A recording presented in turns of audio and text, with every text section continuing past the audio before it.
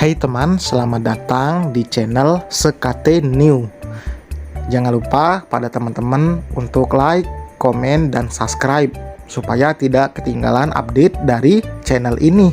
Mimin ucapkan terima kasih. Selamat menyaksikan. Wanita soleha milik Casanova bab 28. Saat anak-anak tidur siang, Safa dan Rafael juga memiliki waktu untuk istirahat setelah tadi menemani mereka sebentar. Anak-anak tidur di kamar mereka masing-masing karena sudah dibiasakan dari kecil. Makanya mereka tidak pernah rewel atau merengek untuk tidur bersama sang ibu, kecuali saat sedang sakit. Tidak hanya anak-anak yang selalu dekat dengan ibunya saat sakit, bahkan Rafael yang sudah kepala 3 pun sama. Ia akan sangat manja saat sakit. Beresin kopernya nanti aja. Mending istirahat dulu. Kamu pasti capek, tegur Rafael yang melihat istrinya saat akan membuka koper. Cuman masukin baju-baju ini ke keranjang kotor kok. Safa tetap membuka koper itu. Kamu belum ngasih tahu loh, siapa yang nuker koper kamu? Rafael mengingat apa yang ingin ditanyakannya dari tadi saat melihat isi koper istrinya. Mau tahu yang nukerin siapa? Safa menyaut sambil membawa keranjang baju kotor dari dalam kamar mandi. Iya dong, aku mau berterima kasih karena udah nukeri koper kamu, ujar Rafael sambil tertawa lepas. Safa mencebik, namun tetap lanjut bicara. Aku kasih tahu ya, yang nukerin koper aku itu istrinya bapak mertua kamu.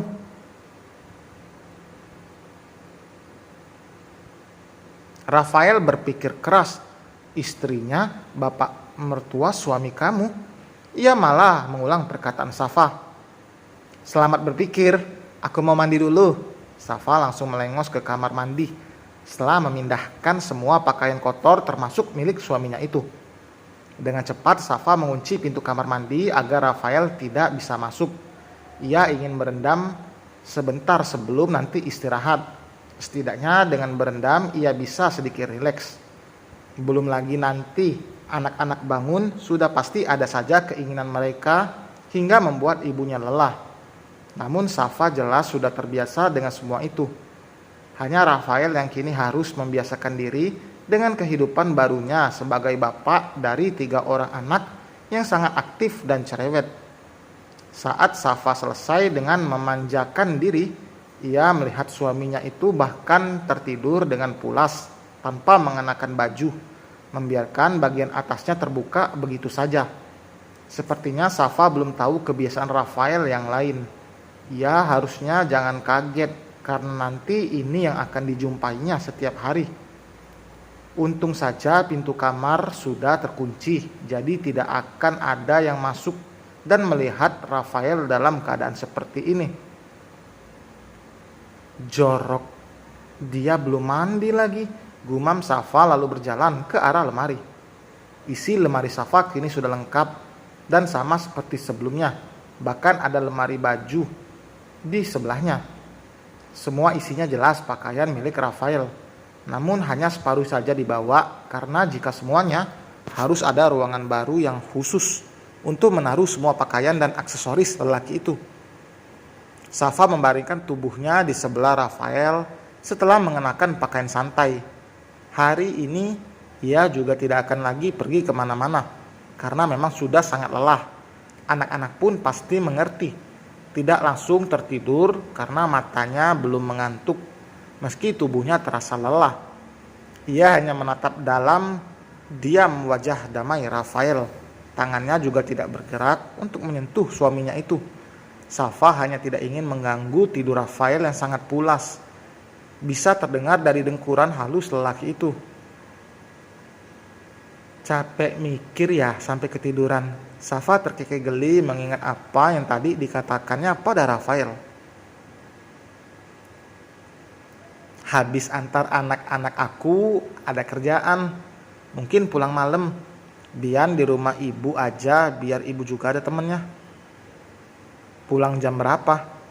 Pulang jam 8 juga udah nyampe rumah, paling jam 8. Rafael menjawab sembari menyisir rambutnya. Karena sudah berjanji ia akan mengantarkan anak-anak ke sekolah.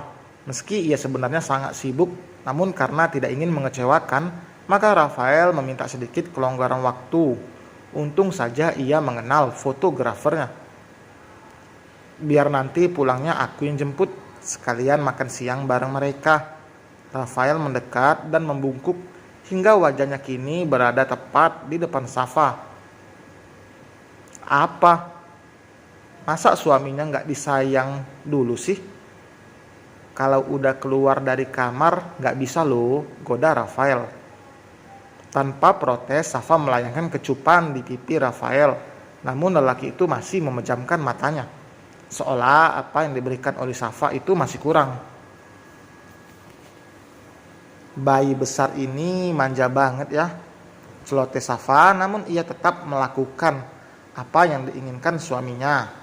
Jangan sampai suaminya memasang wajah cemberut pagi-pagi seperti ini.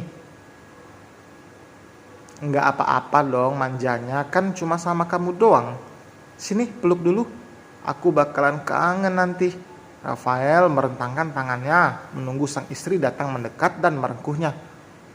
Kayak mau pergi jauh aja, gerutunya lalu berjalan satu langkah maju untuk memeluk tubuh tinggi semampai di hadapannya itu. Tiba-tiba muncul ketakutan dalam hati Safa. Takut Rafael meninggalkannya seperti Aska pergi. Wajar jika ketakutan itu ada karena Safa memang mencintai Rafael. Enggak jauh, cuman lama aja. Dari pagi sampai malam kan lama. Hati-hati di jalan, bawa mobilnya jangan ngebut, pesan Safa. Ya, seperti inilah pemandangan di kamar pengantin baru. Masih adem ayem, tidak bisa dipungkiri jika kedepannya sudah pasti akan ada masalah. Tidak ada rumah tangga yang tidak ada masalah, bukan? Masalah itu ada bahkan untuk mendewasakan dan menjadikan hubungan semakin romantis. Kunci hubungan langgeng itu harus saling terbuka dan percaya. Jika salah satu di antara dua hal itu tidak ada, sudah pasti ada masalah akan terguncang besar. Safa yang pernah berumah tangga tentu lebih tahu dan lebih bisa menyikapi bagaimana saat menghadapi masalah. Di sini bisa jadi Rafael yang banyak belajar dari istrinya. Meski ia lebih tua, namun nyatanya pengalaman Safa lebih banyak daripada Rafael. Yang kemarin itu gimana? Dahi Safa berkerut mendengarnya. Kemarin apa? Emang ada apa? Itu loh. Kamu bilang yang nukeri koper aku itu istrinya bapak mertua suami aku. Safa sontak tertawa. Masih bahas itu juga. Aku kira kamu gak ngomongi karena udah tahu. Emang belum tahu jawabannya? Umi yang nukerin? Ya gitulah. Umi emang jahil. Aku sengsara tapi kamu yang seneng. Rafael tersenyum lebar. Ingat ya, kamu udah janji loh pakai baju kayak gitu tiap malam. Tadi malam enggak loh. Aku lupa. Papa, ayo sekolah.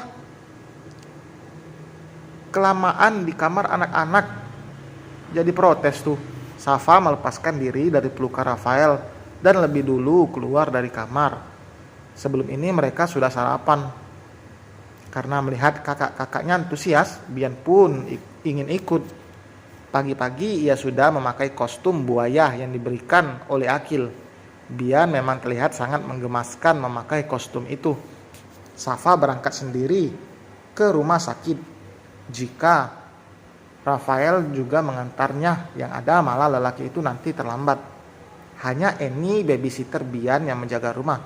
Bian bersama Rafael, jadi Eni tidak perlu ikut. Itu pun perintah Rafael. Sepanjang jalan anak-anak berceloteh riang. Ia sangat bahagia pergi sekolah diantar oleh Rafael. Melihat anak-anak begitu bahagia tentu itu juga menular pada Rafael. Pulangnya nanti mami yang jemput gak apa-apa ya? Rafael bicara dari sekarang agar Ale dan Ivi nanti tidak kecewa jika Safa yang menjemputnya. Papa mau kemana? Tanya Ivy. Papa kerja, nak. Papa kerja cari uang yang banyak. Kalau uang papa udah banyak gak usah kerja. Papa di rumah sama mami, ujar Ale. Pasti papa akan cari uang yang banyak biar gak usah kerja lagi, balas Rafael sambil terkekeh. Dari kaca spion ia bisa melihat Ale yang tersenyum lebar. Tidak hanya sampai gerbang, Ale dan Ivy ingin diantarkan sampai ke kelas mereka. Bian diturunkan dekat pintu mobil yang masih terbuka. Yang lain juga sudah keluar dari mobil. Rafael menutup pintu mobil lalu melangkah. Papa, papa, Bian memanggil. Ekor kostum buayanya sengaja tadi dijepitkan oleh Rafael ke pintu mobil. Aduh, kasihannya, ekor buayanya kejepit ya, ujar Rafael sambil tertawa. Belum 1 minggu menjadi ayah, namun kejailan Rafael sudah muncul. Di balik jahilnya tentu ia sangat menyayangi Bian. Hidupnya akan semakin berwarna. Dulu Rafael hanya fokus untuk membahagiakan Bu Yuni. Namun sekarang banyak yang harus dibahagiakan olehnya. Dan selesai teman, terima kasih telah mendengarkan. Jangan lupa like, jangan lupa komen, jangan lupa subscribe. Selamat malam minggu. Selamat malam minggu. Selamat malam minggu. Happy weekend. Sampai berjumpa di bab 29 ya kalau nggak salah. Bye.